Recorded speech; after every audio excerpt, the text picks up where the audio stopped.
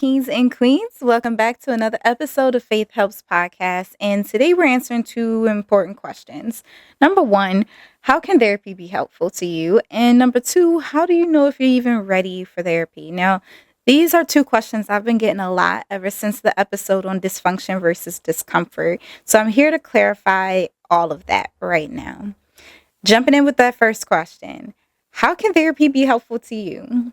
So that's a broad answer. There are a lot of different answers to that. Now, I've narrowed it down to primary 7 reasons and ways that therapy could be helpful to you. Number one, therapy can help you see you. It's like an opportunity for the mirror to be turned around and for you to see it. Now, normally, I would argue that your friends, your community, your family, those are people that should be able to do that. But here's the reason why that's not always the case. Now, number one, sometimes we don't take feedback well from the people that know us, and they're also biased. And so because of that, we typically don't give enough buy-in for them. Number two, sometimes when we do receive the feedback, we don't know how to handle that feedback and we get defensive. Now, when you're with a therapist, because there is this unspoken power differential, people are more likely to be open to receive that feedback. And also because of the title, people tend to believe that feedback a bit more. Those are 2 reasons. The other thing I would say is a lot of times people can't see themselves because they are so caught up in their own head that they are missing the bigger picture. So therapy teaches you how to zoom out and see the whole picture and not all the little pieces that you're getting mixed up in. So it's really an opportunity for you to see your patterns of avoidance, your patterns of caretaking other people, your patterns of self-compensating, so many different things that can come up. But a lot of times that doesn't come up unless you are with someone who has been trained to kind of pick up on those cues, and they're holding all these pieces together. We're like keeping all these little different pieces of information you've given us over our time with you, and we're pulling them all together to give you a clear picture of you and what's going on, even if you may not see it at first, right? So how therapy can be helpful, it helps you see yourself. Now, number 2, therapy can be helpful because it can help you plan, strategize, and execute on interpersonal as well as psychological issues and goals that you might have. So what does that mean? That's a lot of words. Many people come to therapy because they have either a relationship problem they're going through, or they're noticing a pattern that keeps coming up, like relationships aren't lasting, or they're finding it hard to connect to people. So therapy helps you resolve that issue. And then on the other hand, maybe there are certain goals, like you want to build your self-esteem and your self-worth. Maybe you want to achieve, you're about to go through a transition. Well, therapy can help you, one, process the transition, because there are some major life transitions that are a bit complex. They come with grief, they come with anxiety, they come with nerves. And so therapy helps you deal with and process those emotions and create a clear plan, strategize through that, and then execute on that plan. And the benefit with therapy is you have somebody who is able to support you and go through that with you. And that can be beneficial because sometimes when we're going through life transitions, especially when they're big ones, we don't always have people around us who are able to relate or have the knowledge of it, or maybe we struggle to advocate for ourselves. Well, in therapy, part of that strategizing part is teaching you how to be able to advocate for yourself. So as you're going through, maybe, for example, you're going into a new job and you really like the job, but you aren't receiving the pay and compensation that you need. Well, for some people, they need to learn, how do I advocate for myself, and how do I boast a little bit more on what I'm bringing to the table so that I can negotiate a better wage, right? Therapy can give you strategies on dealing with the insecurities that's behind it. Because at the end of the day, it's insecurities that might be causing you to be a bit more hesitant to speak up and advocate for yourself. Or it could be some challenges with every time you did speak up, you were constantly silenced as a child. And so that has spilled over into adulthood, and now we need to deal with it. So that's number 2. Number 3, therapy can help you process trauma, grief, major events, whether it be a natural disaster, maybe it's a loss, maybe it's a chronic illness or diagnosis you've just received. It can be helpful for you to process that. And all of those things are broad because some people come to therapy because of survivor's guilt. Some people come to therapy because they were the victim or the survivor of abuse. Some people come to therapy because they just lost a parent or a close friend. So those can be broad, but they carry a weight. They carry a heaviness, and it can look like depression. It can look like anxiety. It can look like hopelessness. And so you come to a therapist that helps you and gives you the tools to be able to process it. And there's a lot of healing that happens when you're talking through what's coming up for you, what you're feeling. And so that's beneficial. The other thing is, I always tell my clients, something only has power as long as you don't give it words. The moment you give words to what you are feeling, what you're going through, what is oppressing you, whatever it is, it loses some power because you just named it and you called it out. And now, once you've called it out, you can identify it, you can target it, you can address it, and you can confront and overcome it. And so therapy is helpful for that reason. And that's not something that you want to do with just anybody. You want to do it with someone who is trained on how to help you navigate the triggers that might come up. And they can recognize the signs of complex grief, or they're able to give you recommendations, which I'll get a bit more into later, but they're able to give recommendations specific to you, not just generalized recommendations because this is just what the treatment model says. It's, oh, this is what will work for you, your personality, your interests, your skills, your strengths and your weaknesses, your health, all of that, right? And so you want to go to a professional for that type of help. Now, along those lines, number 4 is for diagnostic clarity. What that just means is it's just a fancy term for if you were to receive a diagnosis of major depression, or you receive a diagnosis of generalized anxiety disorder. I say all these diagnoses are just a name for symptoms and what you're going through, what you're feeling, right? What you're experiencing. Now, the 4th reason why therapy could be helpful to you is because you could receive psychoeducation on how do you manage this diagnosis? What does it actually mean? And also, you could go to someone like a psychologist who is trained in assessment and can clarify, is this actually an accurate diagnosis, or is this better explained by something else? And you might do a series of assessments and talk therapy, those sorts of things. But it could be helpful also to teach you how to navigate that. Like, what will your new norm look like?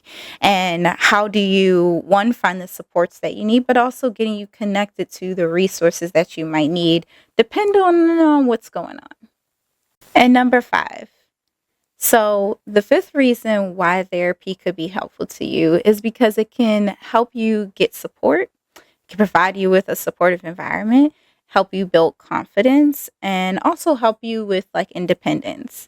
Now, it's a real reality that not everybody has somebody in their corner. Not everybody has someone who's going to bat for them, and not everyone has someone that they can confide in and, receive encouragement or inspiration from, or just be able to do life with them, right?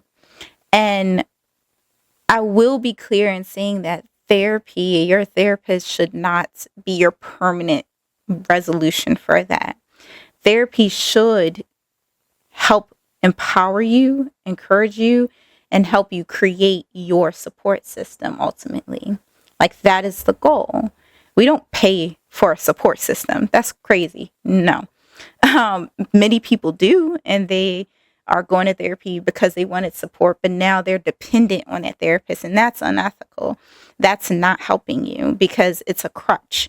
What happens when you no longer have that therapist? So if you are coming to therapy because you're needing support and you don't really have anybody around you or in your corner, encouraging you and uplifting you and helping you through some things, maybe you do want to sit down with a therapist who can help you identify like why that is and how to address it.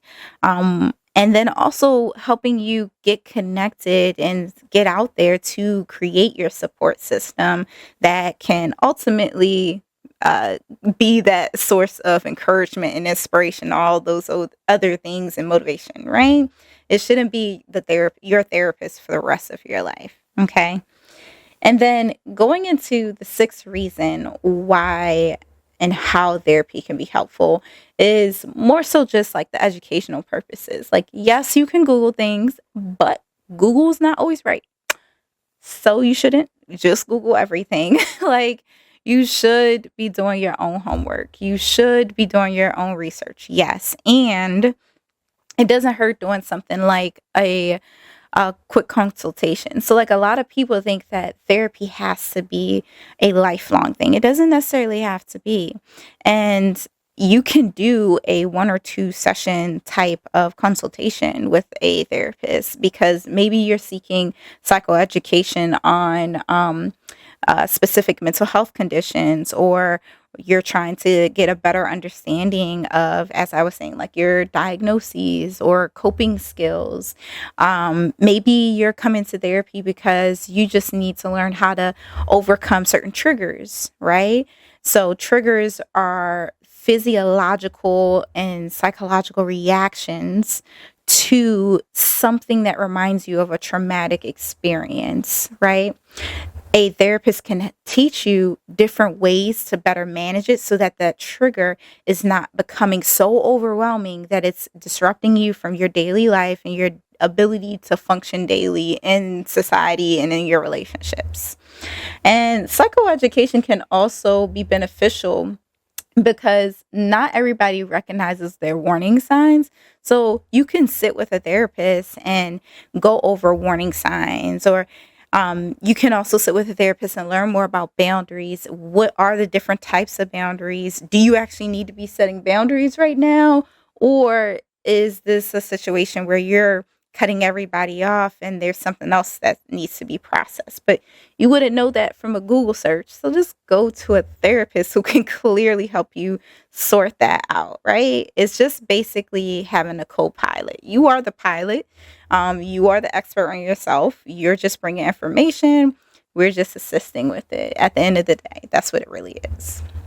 And then the seventh reason that therapy could be helpful is because overall, like, problem solving skills and skill development happens as you're talking through things with someone.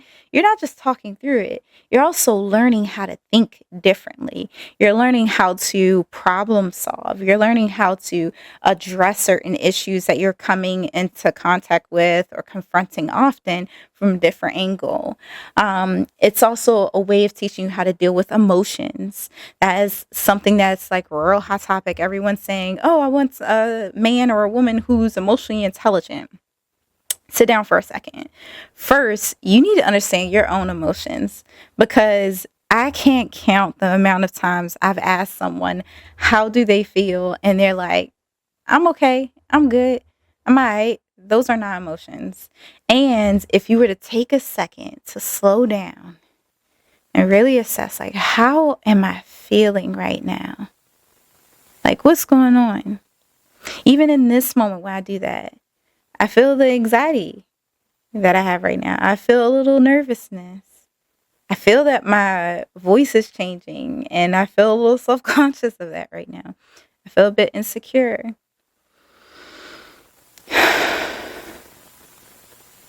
I feel like I needed to pause. And that's something that a therapist can teach you how to do. And they model it for you And then you're able to do it on your own. So the next time you're ready to go 0 to 100, you're like, all right, let me calm down. Let me calm down. How do I actually feel? Maybe the first thing that comes to your mind is anger. Then you sit with it for a little bit longer and you're like, man, I feel disappointed. I feel betrayed. Now we're getting somewhere. So it can help you transform the way that you're thinking about things. It can help you better be able to handle and resolve the problems that are going to happen in life, no matter what. So those are the like main things that you can get out of therapy, right? In a nutshell. I'm sure we could talk about more, but those are the main 7, right? Now, if any of those pique your interest or feel like they resonate with you, the next part is asking yourself, okay, am I ready for therapy? Now, when it comes to answering the question of if you are ready for therapy, there are 3 questions I want you to ask yourself first, and then that will answer this question. Number 1, why do you want therapy? So many times people come into therapy and they're like, oh, it's because that's the thing that everyone's doing. Yes, it is popular right now, and I'm glad that mental health is being more accepted and people are taking it a little bit more seriously. And it's not just a fun thing to do. Like, you just don't go to therapy just to go to it because everyone's going to therapy. You need to have a clear why. Why do I want to go to therapy? What is it that I'm trying to get out of therapy? And that's actually, I jumped ahead of myself. That is question 2. What do you want to get out of therapy? Like, another way to think about it is, okay, I want to go to therapy. Okay, now why? Like, what do I want to see differently at the end of therapy? What do I want to see differently about the way I'm functioning in either my relationships, my career, or my like physical health and mental health? Like, what is it that you want to see different? Here's an example. If I ask myself, okay, I want to go to therapy. Well, why do I want to go to therapy? I want to stop hating myself. Okay. Well, what would it look like for me to go to therapy for that? Okay. I want it to look like at the end of therapy, me appreciating my flaws and seeing the strengths in them. That's one example. I'm going to give you guys another example. When it comes to that question of like, we'll combine them. 1, why do you want therapy? And number 2, what do you want to get out of therapy? Here's example number 2. I want to go to therapy. Okay, why? I want to go to therapy because I want to stop cutting people off so quickly. Okay. Well, what would you want that to look like at the end of therapy?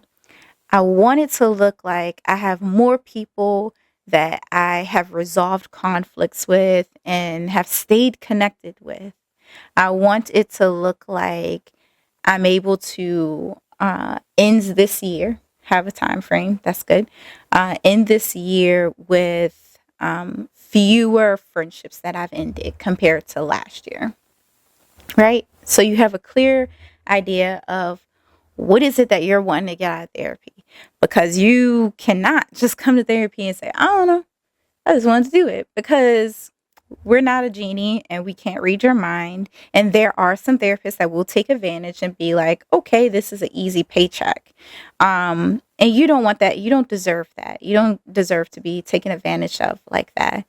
So have a clear why, have a clear vision of like what you want to see change, improve, or be different or strengthened, right?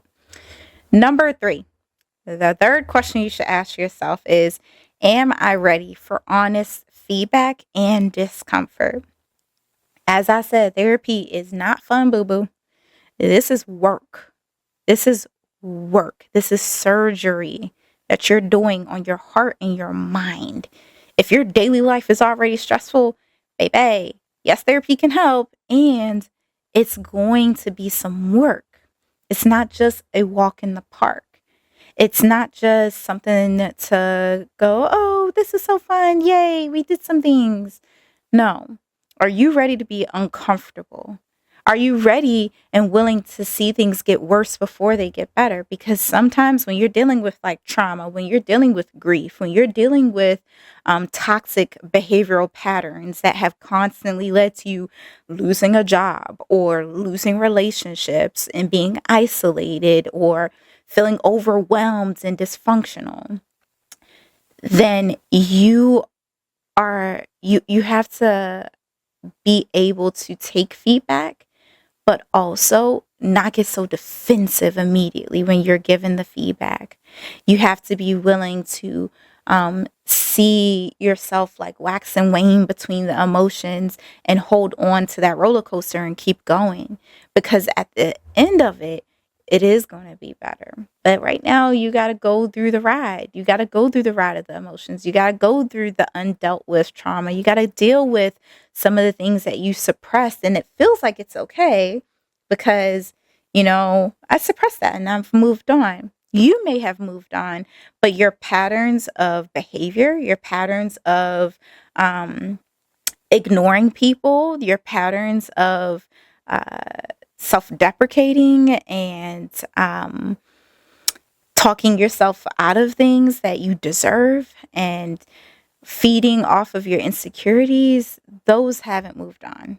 They just look different. So that's what I mean by when you're going to therapy, it's going to be tough. Like there are going to be some things that have to get dug up that you may have thought you laid to rest years ago, but now it's time to confront them. Now, in a nutshell, those are the 7 things that, those are the 7 reasons why therapy can be helpful. And those are the 3 questions you should ask yourself before deciding and determining if you are ready for therapy. The last thing that I would say, just as a little tip, is don't be so quick to give up on therapy if the first therapist doesn't work out. Like, it's just like a restaurant. If you go to a restaurant and you get food poisoning, do you stop going to all restaurants? No. So don't do the same thing with therapists. Maybe the first therapist wasn't a good fit. Maybe there are some bad therapists out there if we're just being honest, right? So don't be so quick to jump ship and give up on it just because the first round of it didn't go well. Maybe you and that therapist didn't mesh well. Maybe that therapist, their style of therapy wasn't for you. And so it could be helpful to do your homework on, okay, like what one, have a clear why, what you want to get out of it, and then knowing if you're ready for those honest and vulnerable conversations, and knowing yourself. Like if you know that you're going to lock up and you're not going to talk in therapy, maybe you want to start off with something like art therapy, but do your research. And once again, you can always do like a consultation, because yes, Google is cool, but it doesn't have all the answers. You can always do like a consultation and get more knowledge about the different types of therapies and the different types of approaches, and then better get an understanding of, based off of your like presenting concerns, i.e. what you're wanting to work on, getting the recommendation of what you should do or referrals for the type of therapist that might be a good fit for you. And if you do all that and it still doesn't work out, don't give up. Try again. If the shoe doesn't fit, you get another shoe. Okay. And if you are like going through therapist after therapist after therapist and several therapists and none of them are a fit, we might want to look in the mirror. Okay. So don't be too afraid to really turn inward and say, okay, what is the common denominator here? What is the common theme? Is it maybe it is me? Maybe I get too uncomfortable with therapy and so I keep aborting it because actually I'm not ready for that type of transparency. You have to be honest with yourself. Otherwise, you're wasting time and your money. And don't nobody got time for that. Okay? So I hope this helps. And if nothing else, remember, faith helps.